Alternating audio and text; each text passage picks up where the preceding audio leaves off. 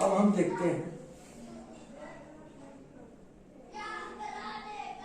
किसी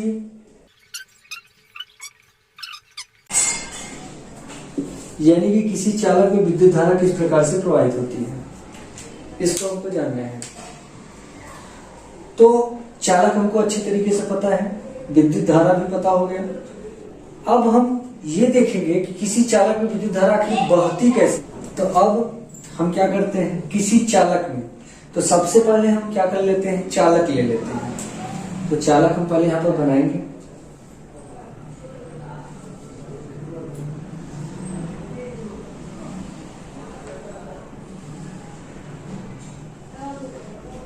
मान लेते हैं हमारा एक चालक है, ये क्या है, हमारा एक चालक है, ये हमारा एक चालक है। अब इस चालक के दो सिरे हैं, ये पहला सिरा है और ये वाला दूसरा सिरा है। अब कोई भी पदार्थ हो, उस पदार्थ के अंदर इलेक्ट्रॉन और प्रोटॉन होते ही होते हैं। जैसे हमने पढ़ा है कि जो परमाणु होता है, परमाणु से मिलकर अणु बनते हैं, अणु से मिलकर पदार्थ बनता है। तो ये भी एक पदार्थ ही है। तो यानी कि इसमें भी परमाणु होंगे और परमाणु के अंदर भीतर प्रोटॉन और न्यूट्रॉन और इलेक्ट्रॉन होते ही होते हैं। तो अब इसके अंदर क्या होगा, इलेक्ट्रॉन होंगे। तो हम मान लेते हैं इसके अंदर इलेक्ट्रॉन है, इस प्रकार से इलेक्ट्रॉन रहेंगे।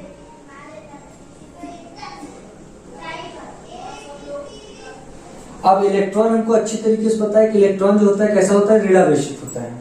यानी कि इलेक्ट्रॉन पर जो आवेश होता है वो निगेटिव होता है।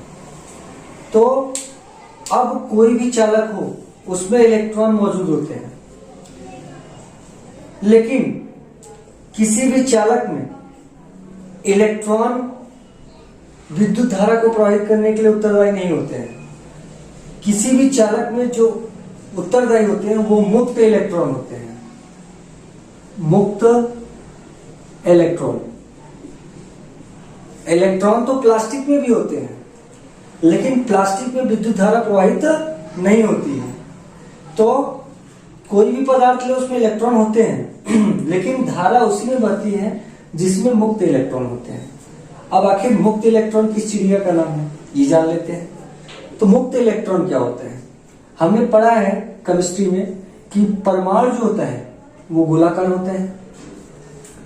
अब परमाणु के भीतर एक छोटा भाग होता है जिसको हम क्या बोलते हैं, नाभिक बोलते हैं। क्या बोलते हैं, नाभिक, न्यूक्लियस। और नाभिक के भीतर दो प्रकार के कण पाए जाते हैं, एक तो प्रोटॉन पाया जाता है और दूसरा क्या पाया जाता है, न्यूट्रॉन। अब जो प्रोटॉन होता है, पहले ही पढ़ चुके हैं, ये पॉजिटिव होता है, इसके ऊपर कितना चार्ज होता है, पॉजिटिव चार्ज होता है, यानी कि ये प्लस में होता है। और न्यूट्रॉन जो होता है वह उदासीन होता है। उदासीन का मतलब होता है इस पे न तो प्लस होता है और न ही माइनस। तो जब न्यूट्रॉन पे कोई चार्ज नहीं है और प्रोटॉन पे प्लस आवेश है, इसका मतलब जो नाभिक हुआ वो कैसा हो जाता है, धनावेशित। नाभिक कैसा रहेगा, धनावेशित। तो नाभिक हमेशा सदैव धनावेशित होता है। और हमने ये भी पढ़ा है कि नाभिक के चारों ओर अनंत वृत्तीय कक्षाएं होती हैं, वृत्तीय कक्षाएं होती हैं इस प्रकार से। अब किसी एक निश्चित कक्षा में क्या होता है, इलेक्ट्रॉन चक्कर लगाते रहते हैं, ठीक है। अब ये इलेक्ट्रॉन पर ऋण आवेश होता है और प्रोटॉन पर धन आवेश होता है। तो हमने पढ़ा इसके पीछे कि जब एक प्लस और एक माइनस रहता है, समान प्रकार के आवेश एक दूसरे को प्रतिकर्षित करते हैं, लेकिन विपरीत प्रकार के आवेश एक दूसरे को आकर्षित करते थे। ये दोनों एक दूसरे को आकर्षित करेंगे, यानी कि इन दोनों के बीच में एक बल लगेगा और उस बल को बोलते हैं नाभिकीय बल, नाभिकीय बल। और इसी बल के कारण क्या होता है, इलेक्ट्रॉन और प्रोटॉन एक दूसरे से बंधे रहते हैं। अब अगर नाभिक इलेक्ट्रॉन को यह छूट दे दे कि यह अपनी कक्षा को छोड़ करके बाहर कहीं भी आने जाने के लिए स्वतंत्र है, ठीक है। अगर नाभिक इलेक्ट्रॉन को, कुछ ऐसे इलेक्ट्रॉन होते हैं जिनको नाभिक ये आदेश देता है कि वह किसी भी कक्षा में पदार्थ में कहीं भी आने जाने के लिए स्वतंत्र है, तो उस प्रकार का जो इलेक्ट्रॉन होता है उसको बोलते हैं मुक्त इलेक्ट्रॉन।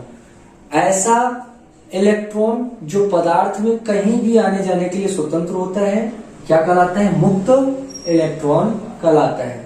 तो पदार्थ के भीतर इलेक्ट्रॉन तो सब में होते हैं, लेकिन जिसमें मुक्त इलेक्ट्रॉन पाए जाते हैं वही उसी में विद्युत धारा प्रवाहित होती है। यानी कि मुक्त इलेक्ट्रॉन जिसमें रहेगा उसी में विद्युत धारा प्रवाहित होगी। तो प्लास्टिक में भी इलेक्ट्रॉन होते हैं, लेकिन प्लास्टिक में मुक्त इलेक्ट्रॉन नहीं होते, इसकी वजह से उसमें धारा प्रवाहित नहीं होती। तो अब इसमें ये सब जो दिखाए गए हैं क्या है? मुक्त इलेक्ट्रॉन है। अब मुक्त इलेक्ट्रॉन है तो इलेक्ट्रॉन पर माइनस ही चार्ज रहेगा। अब आखिर अगर ये ऐसे ही रखे रहेंगे तो ये धारा नहीं प्रवाहित करने लगेंगे। धारा प्रवाहित करने के लिए क्या करते हैं? इस चालक के दोनों सिरों को बैटरी से जोड़ देते हैं, यानी कि इस सिरे को भी और इस सिरे को भी हम किससे जोड़ देते हैं? बैटरी से। और बैटरी से जब भी जोड़ते हैं तो बैटरी में जो बड़ा वाला होता है उसको प्लस बोलते हैं, ठीक है, ये धन इलेक्ट्रोड होता है, और जो छोटा वाला होता है उसको ऋण इलेक्ट्रोड बोलते हैं। तो ये प्लस वाला है और माइनस वाला है। तो अब प्लस वाला और ये हो गया माइनस वाला, यानी कि छोटा वाला माइनस रहेगा, बड़ा वाला प्लस रहेगा। तो अब होता क्या है? जब हम इसके दोनों सिरों को बैटरी से जोड़ेंगे तो होगा क्या? ये जो माइनस वाला है और इधर भी इलेक्ट्रॉन है तो इलेक्ट्रॉन के ऊपर माइनस होगा। अब समान प्रकार के आवेश एक दूसरे को क्या करते हैं? प्रतिकर्षित। अगर माइनस और माइनस है तो ये इसको धक्का इधर मारेगा और ये इसको धक्का इधर मारेगा। तो ऐसे ही ये इलेक्ट्रॉन इस इलेक्ट्रॉन को क्या करेगा? धक्का मारेगा। और जब ये धक्का मारेगा तो ये ज्यादा शक्तिशाली है, ठीक है। तो जब ये धक्का मारेगा तो ये अगला वाला अगले इलेक्ट्रॉन को धक्का मारेगा, फिर अगला अगले इलेक्ट्रॉन को धक्का मारेगा, फिर अगला अगले इलेक्ट्रॉन को धक्का मारेगा। तो ये प्रक्रिया का होगा पूरे चालक में स्टार्ट हो जाएगी। तो इस प्रकार से क्या होगा? जो इलेक्ट्रॉन होगा, इलेक्ट्रॉन इस दिशा में गति करेगा। तो ये रहेगा इलेक्ट्रॉन की दिशा, इलेक्ट्रॉन की दिशा, यानी कि इलेक्ट्रॉन इस दिशा में गति करेगा। तो इलेक्ट्रॉन तो इस दिशा में गति कर रहा है, लेकिन जो धारा होगी इस चालक में, जो धारा होगी वह प्लस सिरे से बहना स्टार्ट होगी। तो प्लस सिरे से ऐसे निकलेगी, ऐसे जाते हुए इस पर जाएगी, फिर उसके बाद ऐसे अंदर जाएगी, फिर ऐसे होते हुए इधर, फिर इधर, फिर ऐसे बहते हुए ऐसे जाके माइनस पे वो समाप्त हो जाएगी। यानी कि अगर यहां से देखें तो जो विद्युत धारा है आई, विद्युत धारा जो आई है वो प्लस सिरे से चल करके माइनस सिरे पे समाप्त हो जाती है। तो इलेक्ट्रॉन की दिशा तो इस तरफ है और धारा किस तरफ बढ़ रही है? इस दिशा में। इलेक्ट्रॉन इस तरफ आ रहा है और धारा उस तरफ जा रही है। तो यानी कि इस तरीके से ये धारा की दिशा है, धारा की दिशा। तो अगर हम चाहें तो किसी चालक में विद्युत धारा का जो प्रवाह होता है, अगर हम धारा की दिशा को पूछें कि बताओ विद्युत धारा किस दिशा में बहता है, तो हम बोल सकते हैं इलेक्ट्रॉन की दिशा के विपरीत दिशा में। अगर इलेक्ट्रॉन इस तरफ है तो धारा उस तरफ बढ़ रही है। तो हमेशा जो विद्युत धारा होता है आई, वह इलेक्ट्रॉन की दिशा के विपरीत क्या करता है? विद्युत धारा की दिशा हमेशा इलेक्ट्रॉन के विपरीत दिशा में मानी जाती है। तो ये है, या फिर हम ये कहें कि इलेक्ट्रॉन जो धारा की दिशा होगी वह धनावेश की दिशा होगी, यानी कि प्रोटॉनों की दिशा होगी। अब किसी भी एक क्वेश्चन आता है कि जब इलेक्ट्रॉन और प्रोटॉन दो प्रकार के कण हैं, इलेक्ट्रॉन पर माइनस होता है और प्रोटॉन पर प्लस होता है, तो इलेक्ट्रॉन ही धारा को क्यों प्रवाहित करते हैं?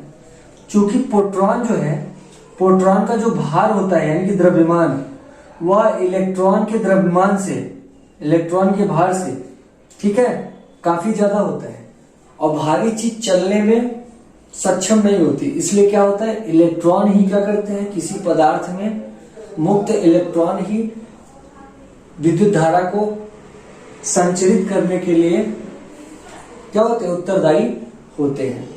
तो इस प्रकार से हमारा क्या होता है? किसी चालक में जो धारा होती है इस प्रकार से बहती है। तो अब यहां पर एक प्रश्न आता है, अब वो प्रश्न है क्या?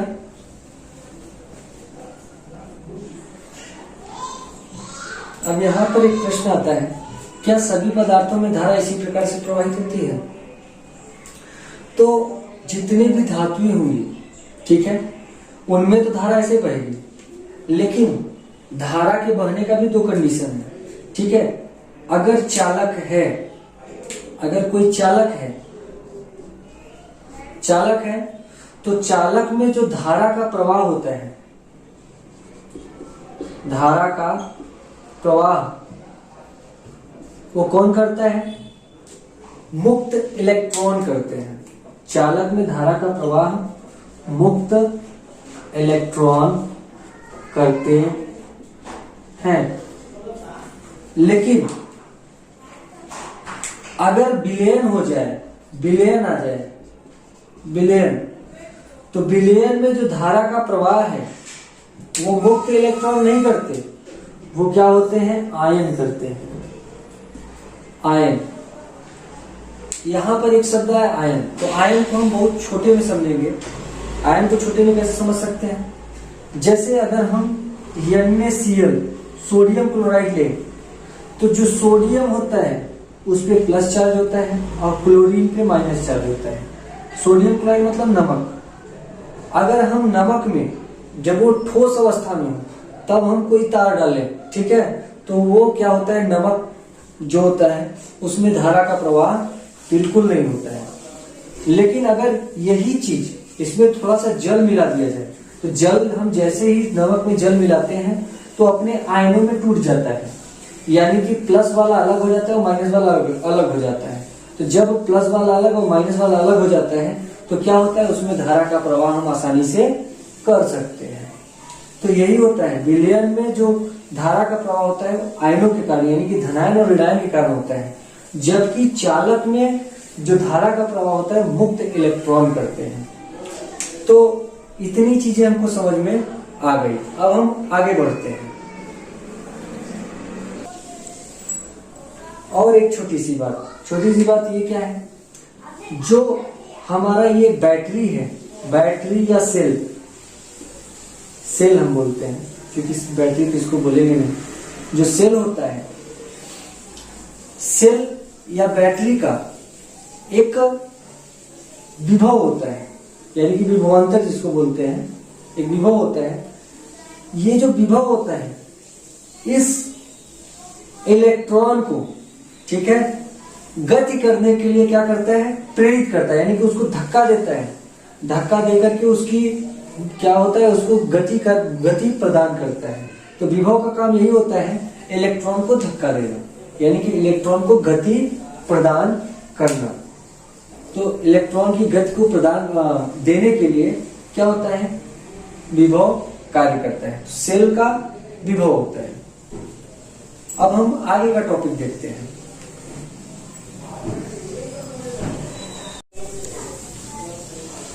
अब हमने क्या क्या देख लिया? हमने परिभाषा जान ली, विद्युत धारा की सूत्र जान लिया, विद्युत धारा की दिशा जान ली, विद्युत धारा की दिशा इसको जान लिया, विद्युत धारा का प्रवाह, विद्युत धारा का प्रवाह किसमें? चालक में, इसको जान लिया। अब हमने इतनी चीजें जान ली, तो हमने जितना भी विद्युत धारा में था इंपॉर्टेंट टॉपिक को पढ़ लिया। अब हम कुछ इंटरेस्टिंग टॉपिक पढ़ते हैं, जैसे खंभे से, ठीक है, अगर दो तार गए हो, ठीक है, इस तरीके से, तो अगर हम एक ही तार को पकड़ के लटक जाए और दूसरा तार हमसे टच न हो तो हमको कभी भी करंट नहीं मारेगा। यही रीजन है कि जब हम कोई चिड़िया या कोई पक्षी जब इस तार पर, एक तार पर बैठता है तो देखने में ये लगता है कि इसको करंट क्यों नहीं मार रहा है। अगर एक ही तार है तो एक तार में कभी भी करंट नहीं आता, ठीक है। तो ये तार का कैसे होता है, क्या होता है, इसके आगे बताएंगे। लेकिन अभी के लिए जान लो कि अगर कोई तार है अगर उस तार को, अगर हम किसी एक ही तार को, जैसे एग्जाम्पल के लिए हम समझें तो हमारे यहाँ इलेक्ट्रिशियन आता है और वो इलेक्ट्रिशियन करता क्या है कि जो तार होता है उसको पिलास से काट करके हाथ से ही मोड़ देता है, ठीक है, और दूसरे को अलग किया रहता है। अगर दूसरे को भी छू ले, वो मना करता है कि भाई हमको मत छूना, ठीक है। उसके बाद वो उसको क्या करता है, मोड़ देता है एक तार को पकड़ करके, तो उसको लाइट या करंट नहीं मारते हैं। ऐसा क्यों? क्योंकि एक तार जो होता है, ठीक है, एक तार से कभी भी करंट नहीं आता है, ठीक है। क्यों? क्योंकि ये फेस होता है, ये न्यूट्रल होता है। तो दोनों तार के बारे में अभी बताया जाएगा। तो इतना बस इसमें समझना है कि कोई भी तार हो, अगर हम एक तार को पकड़ते हैं फेस को, तो हमको कभी भी करंट नहीं लगेगा।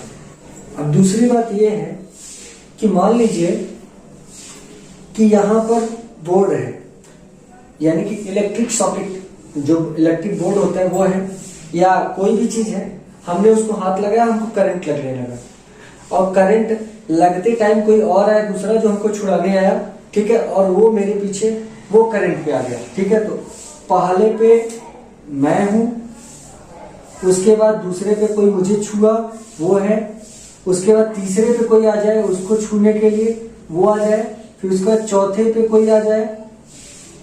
तो इस प्रकार से अगर जो सबसे पहले सॉकेट को छुआ रहता है, ठीक है, अगर मैंने टच किया है और मुझे बचाने के लिए कोई आया, दूसरे को भी करंट पकड़ लिया, तो ऐसे दूसरे को बचाने के लिए तीसरा आया, उसको भी करंट पकड़ लिया, फिर तीसरे को बचाने के लिए चौथा आया, चौथे को भी करंट पकड़ लिया।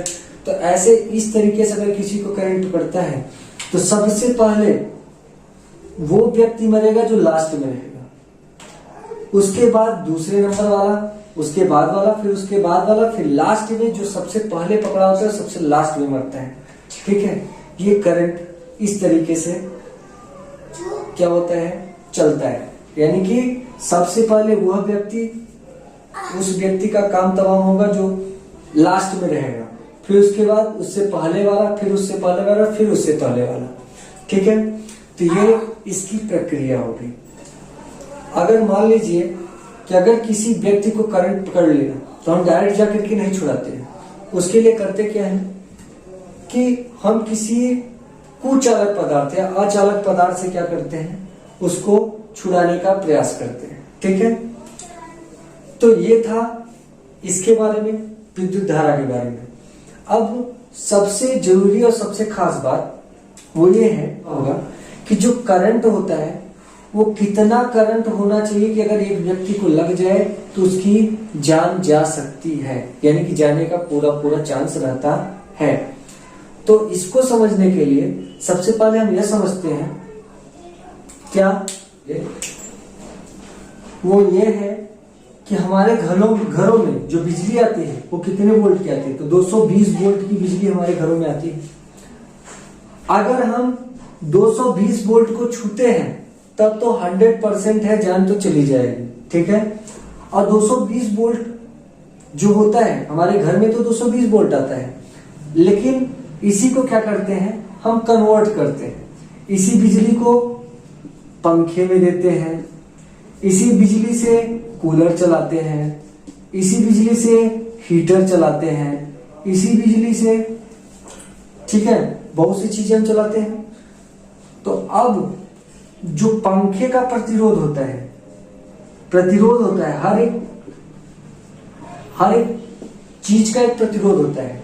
अब प्रतिरोध होता क्या है, तो प्रतिरोध को समझने के लिए अभी के लिए मैं इतना ही बताऊंगा कि प्रतिरोध जो होता है धारा के मान में रुकावट होता है, मान में रुकावट, यानी कि अगर धारा ऐसे बह रही है तो हमने बताया था कि जो विभव होता है वो इलेक्ट्रॉन को धक्का देने का काम करता है, इसको आगे बढ़ाने का काम करता है, और जो प्रतिरोध होता है R, वो इसको रोकने का काम करता है, ठीक है।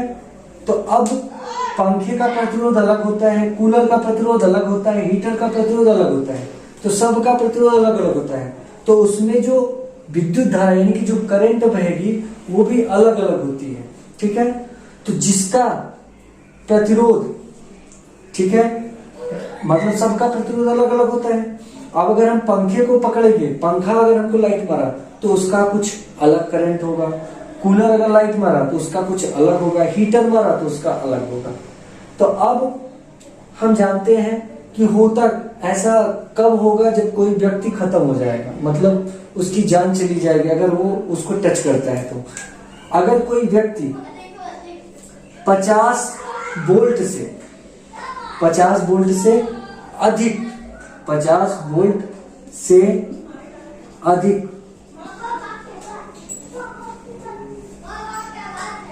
एंड 30 मिली एम्पियर से अधिक, अगर कहीं धारा 30 मिली एम्पियर से ज्यादा बह रही है या किसी का वोल्टेज 50 वोल्ट से अधिक है, अगर हम उस चीज को छू लेते हैं तो वहां पर व्यक्ति के जान जाने की संभावनाएं सबसे अधिक होती हैं। तो यानी कि उस व्यक्ति की जान जा सकती है अगर 50 वोल्ट से अधिक वो छूता है या 30 मिली एम्पियर से अधिक धारा बहे और उसको टच कर जाए तो उस व्यक्ति की जान भी जा सकती है।